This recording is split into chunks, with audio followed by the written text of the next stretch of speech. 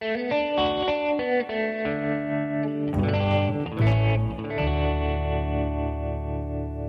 is History for Cocktail Parties with hack historians Thornton Kennedy and James Ottley. Welcome back to History for Cocktail Parties. Thornton Kennedy here, your co-host, along with my friend James Ottley. How are you, James? Doing great, man. Great to be here. You ready to get into episode 4 on the Panama Canal? You bet I am. The one of the 7 wonders of the modern world. Yes, indeed. Catch everybody up on where we are. A lot of adventures. A lot of people thought about building a canal through the isthmus. It was discussed. No one had really been down there. These people with grand ideas. Nobody really studies it. France has the success with the Suez Canal. This gentleman named Count Ferdinand de Lesseps, and he kind of falls backwards ass into building. He has no technical or engineering ability. He's just this entrepreneur extraordinaire, as they say.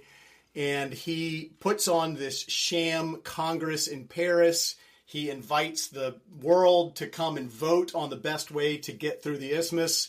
He sends this poor guy who ends up being Napoleon Bonaparte's grandson back to Panama repeatedly to basically conclude what he wanted, which is to build the canal alongside the Panama Railroad. The sham Congress votes and in favor of Panama. I believe de Lesseps tells everyone that he can build the canal for $130 million or something like that. He thinks it's going to be the same experience as building the Suez Canal, which, as we know, is completely flat in the desert, whereas the Panama Canal goes over the continental divide and rises more than 300 feet into the air, and he's going to build a sea-level canal across this 50-mile expanse. And so, also last episode, we actually got to Panama. Bravo. Indeed. We encountered the fact that right out of the bat, 1881, right when they get down there and start setting up shop, people start dying. And they start dying of malaria, yellow fever. The French have no understanding of where these diseases come from. They honestly believe that if you put a shovel in the dirt, the disease comes up out of the ground, or it's the fact that you have loose morals. And we also get to the point that one of the key components for the French is to acquire the Panama Railroad.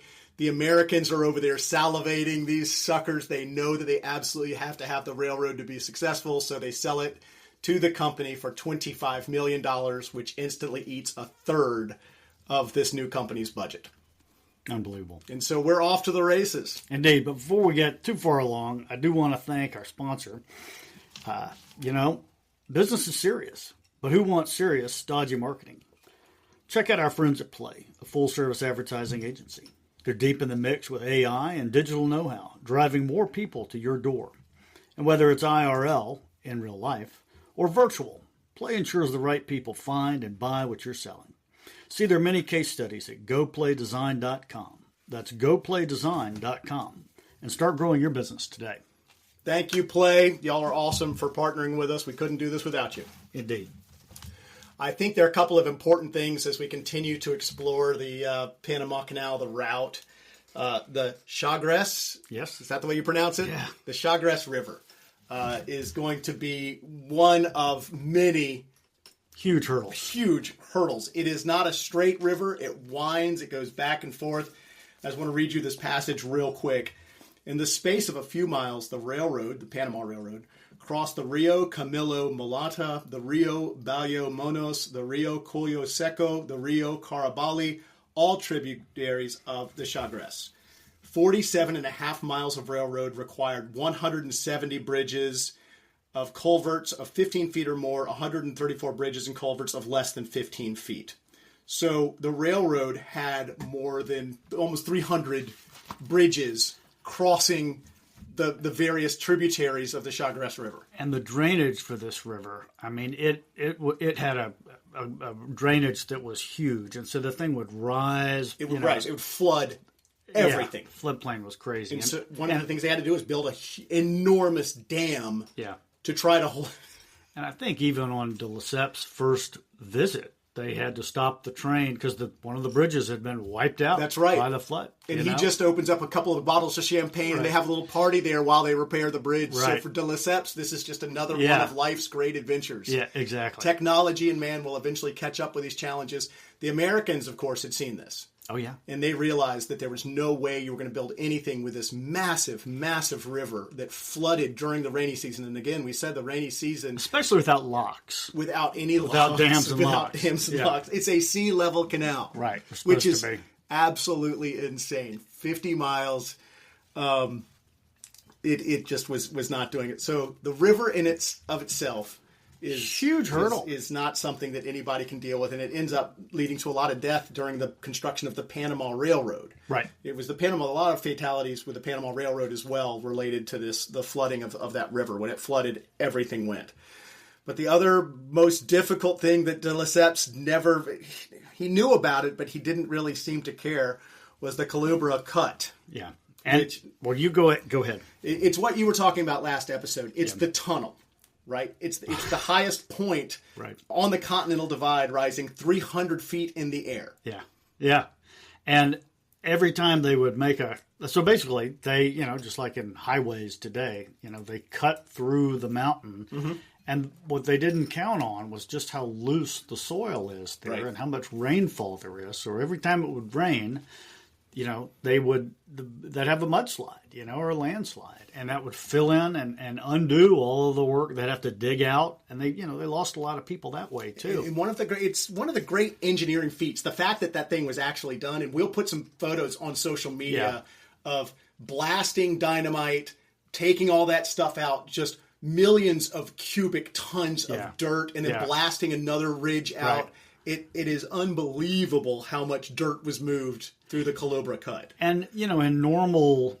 I'm no engineer, but, in normal circumstances with normal soil conditions, you have a pretty good idea if you cut this angle, your slope, you make a slope. Mm-hmm. And if you cut if that slope, is not too steep, you're in pretty, like in highways, driving through Tennessee or whatever. The engineers had studied it. Right. However, it's a totally different situation when you're dealing with the rainforest and that amount of rain. And in fact, so they had to keep expanding, expanding out, and they didn't know what to do with all this dirt. And I've heard, actually, I'm trying to think where I read this, but the Culebra Cut still, even today, in 2025, is experienced mudslides and dirt slides off that cut. And a lot of that is just the land. It was clay. It was loose soil. Right. It slid when it was the rainy season. It would just collapse. Yeah. So the numbers that you're talking about, the engineering corps had mistakenly decided that the rock would be stable at a height of 241 feet with a slope of 1 to 1.5. Okay. And the slope essentially is 1 unit increase in the horizontal direction. There's a corresponding 1 unit increase in the vertical direction. Do you understand that? Yeah, it's 240 feet. It's 240 feet wide. It's 240 feet high. Okay. But you could double it. You could go 1.5, not double it, but 1.5. Yeah. So you could make it 370, whatever it is. Right. And it would hold. Okay. That's what they thought. That's what they thought. The rock began to collapse at a height of just 64 feet. Jeez. It's not even close to what they thought. Yeah. So it just, to your point, the instability of the mud and clay results in continual landslides. David McCullough in Path Between the Seas states that all technical problems were small compared to the slides at the cut. The workers on the canal would arrive in the mornings, and months of digging as well as equipment would be completely wiped out by thousands of cubic yards of dirt and rock from the slides. The massive slides in the cut play a big part in the French Canal Company's inability to complete the canal. Yeah, they just wildly underestimated how difficult that piece of the project was going to be. It's like Sisyphus pushing the rock up the hill, but this is pushing all this stuff down into the canal. And the Americans don't fix it.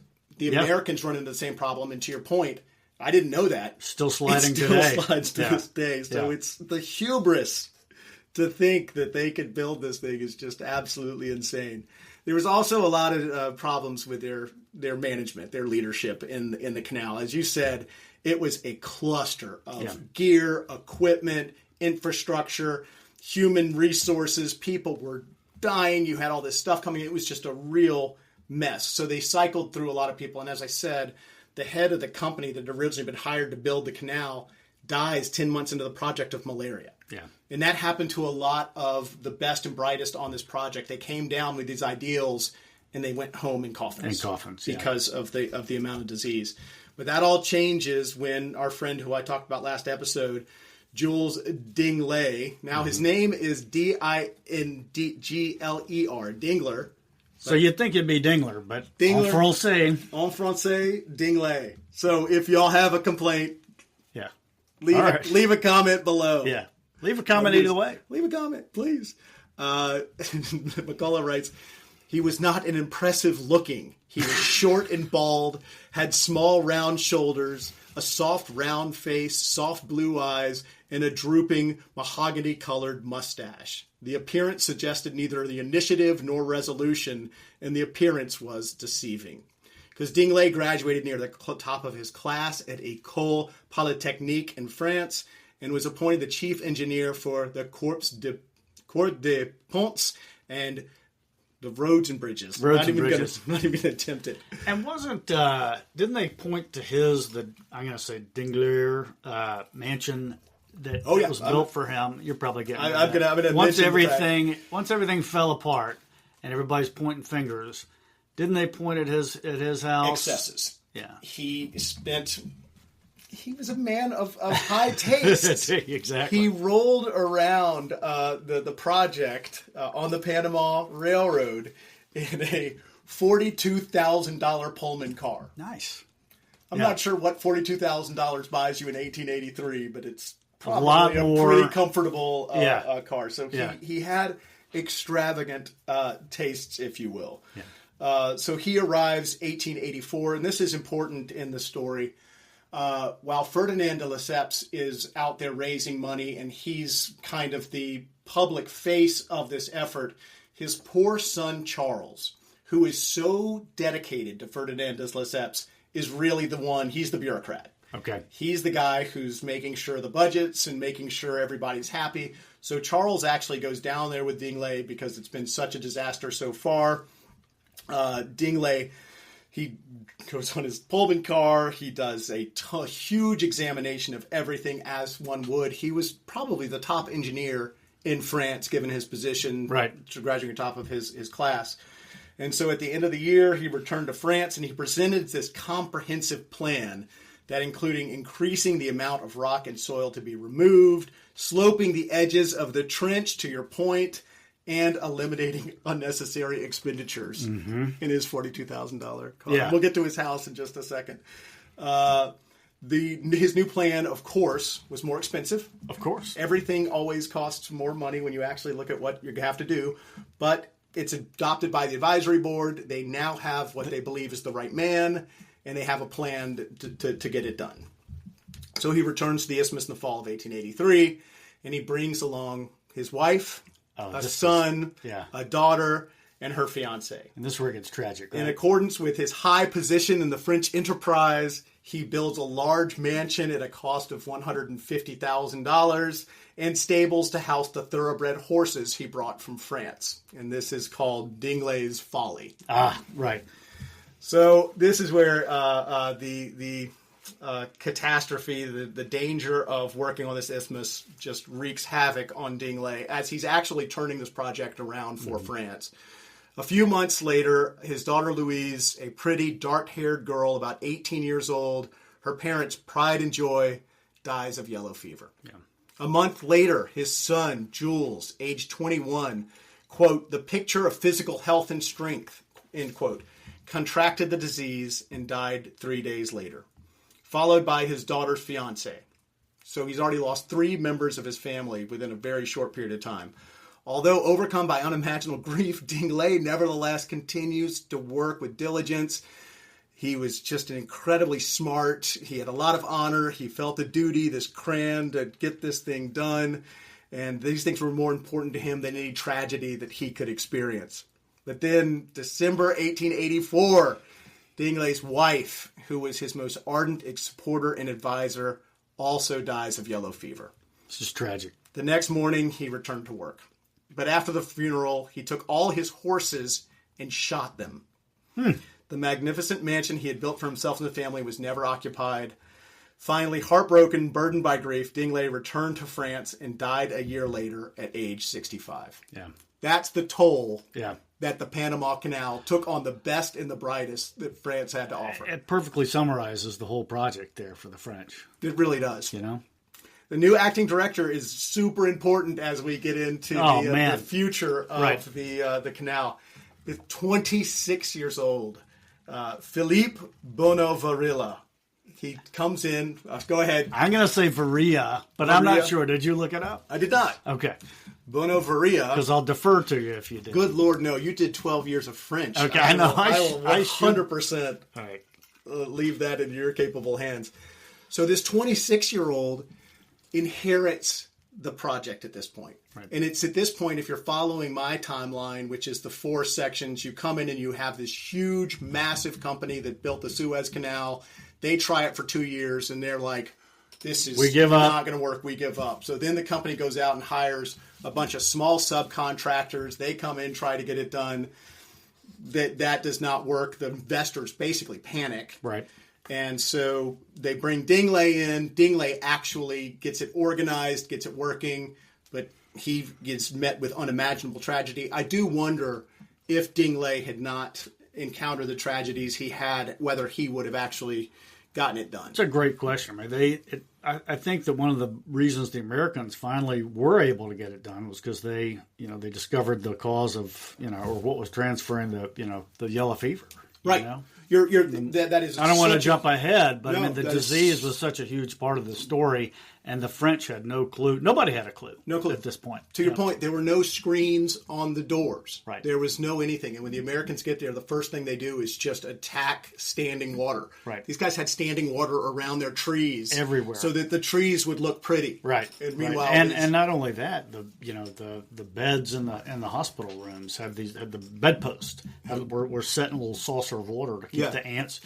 And I remember that one quote saying that the nurses said that, in the evening when they were tending to the patients, the mosquitoes would be so thick in there that they could, they could only be in there for just a little while and they had to come back out. And they just had no idea that it was the mosquito. And I hate to jump on Dingler as he has suffered so much tragedy, but he is the one who said only drunkards and the dissipated take the yellow fever and die there. Is that right? And he lost his entire family. It's almost it's funny that he would say, hopefully, I guess he said that before his way before. Yeah. Because his job was to keep workers coming. His job was to keep the top engineers graduating from Polytechnique Paris and coming to if he was telling people that it didn't matter if you come down here, because to your point, they had no idea what caused it. Right.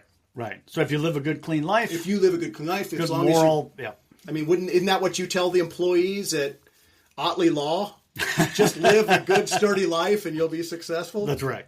So Philippe Bonnevarilla, he comes in and he's the one who, convinces de Lesseps that the sea level canal, let's put that on the back burner. Okay. And let's look at doing a lock system just temporarily to get it up and running. But once it's up and running, Ferdinand, we'll return to the sea level. We'll get it back to your vision. Yeah, I thought that was kind of interesting. Like that was, and it was a good way to try and sell them on. It was like we're gonna build these locks, but it's just temporary. Yeah. Then once we get that constructed and get the whole thing done, then we'll go back to. It's really important to mention here that they were running out of money. Oh yeah. And so de Lesseps was all over France trying to calm people down.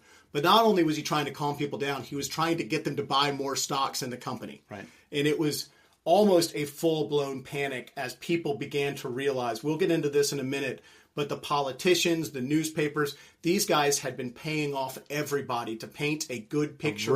Picture of what was going on. So the public was really ignorant as to what the real situation was. But the investors, the bankers, they all were getting these rumors that this was not going well. And I believe that they had to, or one way they raised money was through a lottery, correct? And so the government would authorize these lotteries. Right. And he lobbied like mad to get that done. Yeah. And so the other thing that is that struck me was, there were so many, just your average, French, run-of-the-mill guy family, I mean, they were investing their life savings in, the Suez, in the Panama Canal, because they had seen what had happened with the Suez, and everybody was making money off that. And that whole spirit of, France and supporting France, but also, God, we're going to make money. Yeah. Lesseps had done very well for himself, and he's out there having champagne brunches that last for 5 hours. I want to live that life. Yeah. And telling everybody that everything's great. That there's no problem. Everything's moving forward.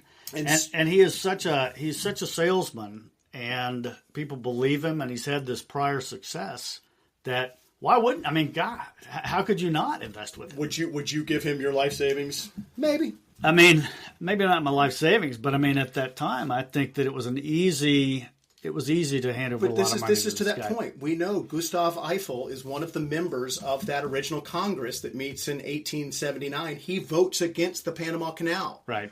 But with Bono Varilla in charge, they hire Gustav Eiffel to come to Panama and to build the lock system. Got it. And so Gustav Eiffel is now arguably France's second most famous citizen. Right. And definitely the most trusted engineer they have. Absolutely. And so now he's building the lock system. He's down there. Huge, huge risk for Eiffel. But it's also the biggest contract he's ever gotten in his life. So he's no fool. He's getting paid. But he begins to realize very quickly that this is not on solid ground and that he has staked his reputation to something that is contingent, to your point, on that lottery. Right. And getting those additional money in the door. His check's going to bounce unless more money comes in. So everybody that's involved is really incentivized to paint a rosy picture. Well, here's my take. It has to get finished. No one gets paid. Failure is not an option. Failure is not an option. Although everyone loses everything if this thing goes down. Right. And de Lesseps, to his moment, he's now an old man and he's getting up onto tables and he's lying, bold-faced, a room full of people, but making that same impassioned speech that he made at the Congress years earlier about this is France's moment. You must show pride in France. And so people are just thinking that this all's going to be well. And he goes back. He does a second tour of Panama to survey the progress, and try and make. It was it is not during the rainy season, so he doesn't. He never goes the rainy season. No, and so this is, and I think that second tour is one of the reason for it. Obviously, is for investors, and I think he brings some folks down. I think a guy who's going to come up in our story later, John Bigelow. John Bigelow's huge. Yeah, who's going to come up later. I think he visits on one of these kind of showcase tours when de Lesseps finally visits the canal, or the second time. And that is, again, his reason for being down there was to try and raise money and say, hey, everything's fine. All is well. All is well. Do not pay any attention to all of these rumors. People are coming home wealthy, not in coffins. Little aside is that Paul Gauguin, the world famous painter, he has this romantic streak, and this is a big deal in France. So he gets on a ship and sails down there with one of his buddies. I think he's broke at that time, too. He is broke, but he thinks he's going to live in the tropics. Oh, yeah. And he's going to be in nature, and he's going to see the noble savages. He's going to have this wonderful thing. He gets down there, and it's nothing but disease and huge construction projects. He can't make any money. It's just the exact opposite of what Paul Gauguin thought, and he spends a very short amount of time. And I believe you said that I think he gets arrested for public urination or something like that. That's one. It's one bad experience after. Paul Gauguin did not walk away from Panama with a very high opinion. So as we said, de Lesseps and his son Charles and all of their supporters rally. They try to convince the French people in 1889 that all is well. They have this last effort to raise this money. De Lesseps famously comes out of the room and proclaims that they did it. They raised the money. We're going forward. He disappears, and Charles has to come out a few hours later and say, basically, my father just lied to you. You did not get the money. Game is up. You all just lost all of your money.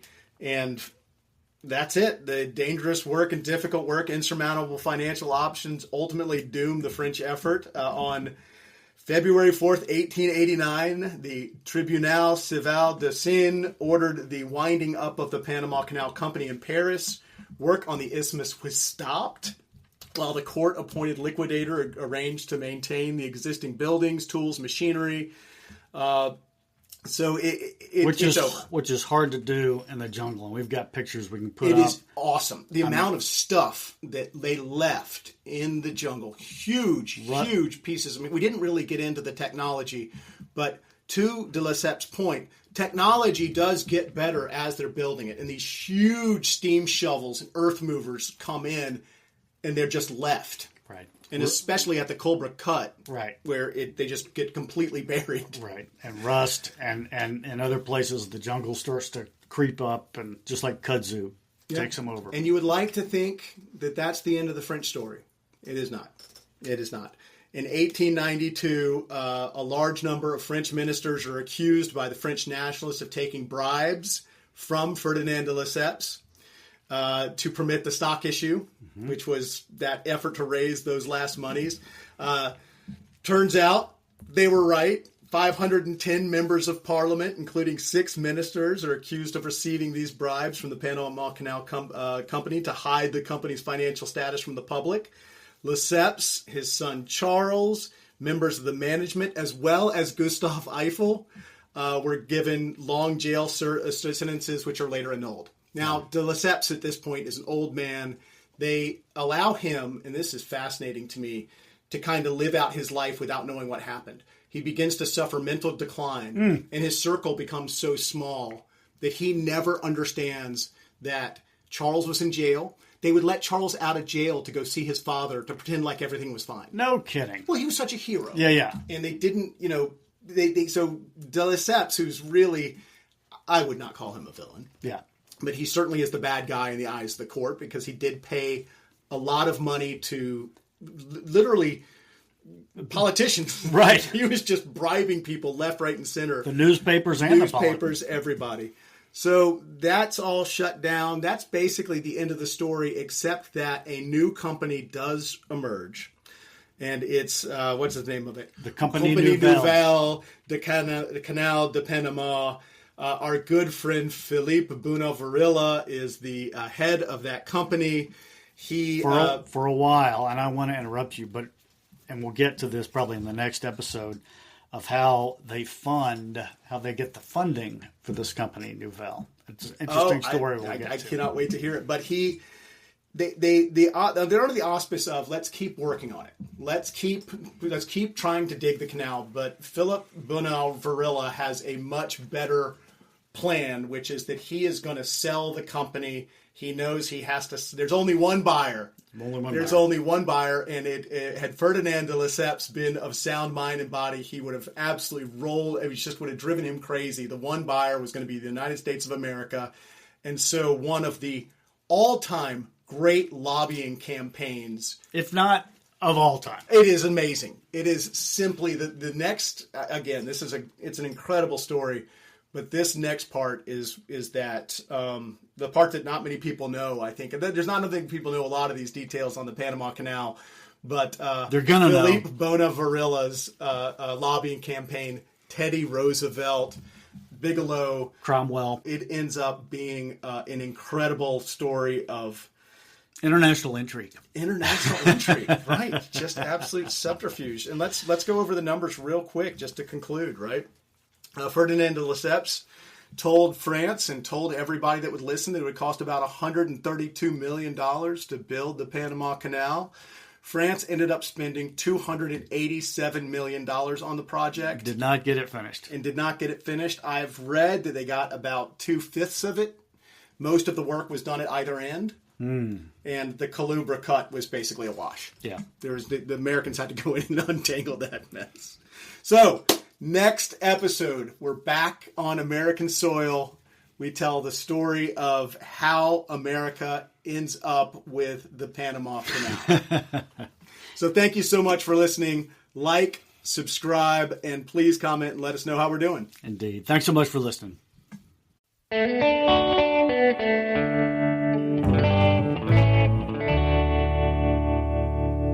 This is History for Cocktail Parties. with hack historians Thornton Kennedy and James Ottley.